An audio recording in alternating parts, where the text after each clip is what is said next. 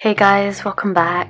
Today I'm really excited to try out my favorite Halloween design that I've seen so far. I've already prepared my nails by applying Gel-X, and the first thing I'm gonna do is just paint all over them in this really nice nude color. I always find myself gravitating towards this because I just think it works so well with my skin tone. Being really careful not to flood my cuticles. I'm curing this for 60 seconds. I will apply another coat. By the way, thank you guys so much for 44 subscribers. I know it sounds really silly to say because obviously there's a lot of very big channels on YouTube, but I'm still so overwhelmed and grateful for the support. I can't believe that there's literally 44 human beings that actually enjoy watching me do my nails. It is so crazy to me, especially with some of the positive comments. It's just super heartwarming, and yeah, I just want you to know I'm really grateful for it. And if you don't want to subscribe, even just watching this video, even if you don't comment or like or anything, I'm still super grateful for your time. I'm going to apply a top coat at this stage. I'll obviously be hand drawing a French tip. If I slip up and I want to wipe it, I don't want the possibility of staining the color. I think it's a really good idea for designs that have a lot of layers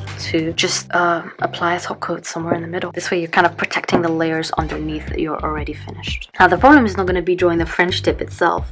The problem is going to be getting everything to look the same. I gotta make sure to clean up the sides with acetone before I cure. But right now I'm not too worried about them. And I will be doing 2 coats of the black. I'm just taking some acetone on a brush and just cleaning off the skin. I'm not worried too much about the edge because I will be going over it. And then I'm basically just repeating this on the other fingers. When I first started doing nails, I used to think that French tips were super boring. And I was really sick of seeing them all over my social media because it seems like everybody just loves French tips. But when I actually started doing my nails, I realized they are such a display of skill because it is so much harder than it looks. Everybody knows what it's supposed to look like. So when I'm doing a nail design and I have a vision in my head and it doesn't quite work out, it's fine because you don't really know exactly what the vision that was in my head was.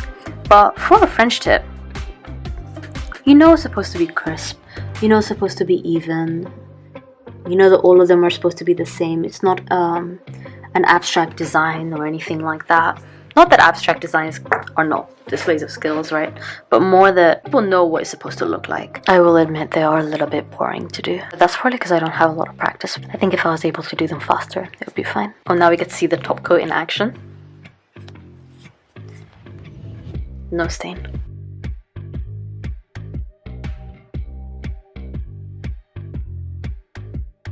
Seal this French tip with that top coat. It's really important that you get all of the sides. You know, naturally when something is shiny it sticks out. And I might even do 2 coats of this matte. That's gonna burn. Matte coat always burns. I don't know why.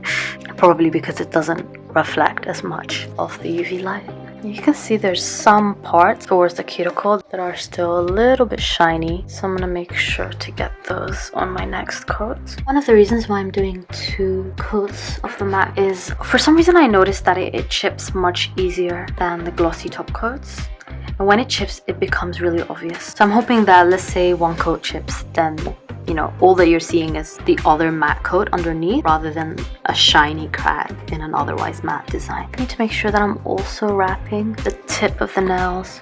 This is a silver paint that I'm using. And I'll start with the thumb. The idea is that we're going to draw a bat and we're going to make its wings align with the French tip that we've already got. So first thing is I'm just going to line the edge of this French tip with the silver paint. And what you need to do is draw 1 line down the middle, and then I'm going to draw 2 smaller but equal lines on the side. Next, you kind of draw like almost like a reverse French tip connecting each of these lines. With this one next to the edge of the nail, you're just gonna draw a big arch upwards. I think I might switch to another brush actually. I have this one which is a little bit shorter, so it's better for filling in small spaces where I need to use the tip of the brush. And now I'm basically drawing a little head and 2 ears or the bat to make it a little bit more obvious what it is. One thing I noticed about this paint is it's starting to kind of collect in certain places, and it's leading to almost like a 3D texture effect where some of the black is showing. Now usually I would just do another coat to make it completely opaque, but I actually really like the way this looks, and I think it looks a lot more interesting, so I'm gonna leave it as is. Clean up the design around the skin, and I'm gonna go ahead and cure this for 60 seconds. Then I replicated this on the remainder of my nails, and that's pretty much it. If you want to replicate this design, you don't have to stick to this color palette, by the way. I saw people doing black with glitter, I saw Barbie pink, I saw other colors in chrome, so you can get really creative with this. You can even use it as a base for your other nail designs and not just let this be the design itself. Thank you so much for watching this video. Thanks for your support, and let me know what you want to see next.